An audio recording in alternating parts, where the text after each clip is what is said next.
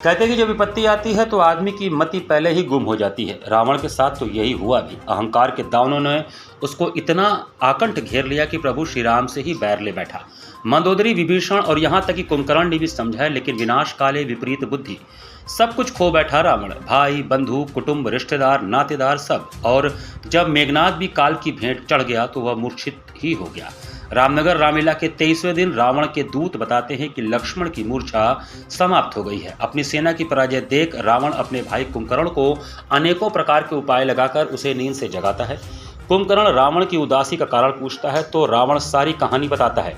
इस पर कुंभकर्ण भी वह उसे धिक्कारते हुए कहता है कि अभी भी अभिमान छोड़कर राम को भजो, तभी भला होगा। तुमने मुझे जगाकर अच्छा नहीं किया। आओ आखिरी बार गले मिल लूं, अब समय नहीं है। वह युद्ध के लिए रणभूमि में पहुंचा। उसका विशालकाय शरीर देखकर वानर भालू व्याकुल हो उठे। सुग्रीव उससे लड़ते हैं और उसका नाक कान काट लेते हैं। सेना को व्याकुल देखकर राम खुद कुंभकर्ण से युद्ध करते हैं और उससे उसका वध कर देते हैं। उसका कटा सिर लंका में जाकर गिरता है, जिसे लेकर रावण दहाड़ मारकर रोने लगता है। यह देखकर देवता प्रसन्न होकर पुष्प वर्षा करने लगते हैं। रावण को दुखी देख उसका पुत्र मेघनाद उसे दिलासा देकर युद्ध के लिए रथ पर चढ़कर आकाश मार्ग से रणभूमि में पहुंचता है। वहां अस्त्र शस्त्रों की वर्षा करने लगता है। यह देखकर राम की सेना भयभीत हो जाती है।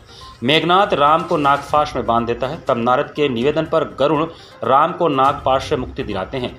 अब राम बाण मारकर मेघनाद को मूर्छित कर देते हैं। मूर्छा टूटने पर वह यज्ञ करने चला जाता है।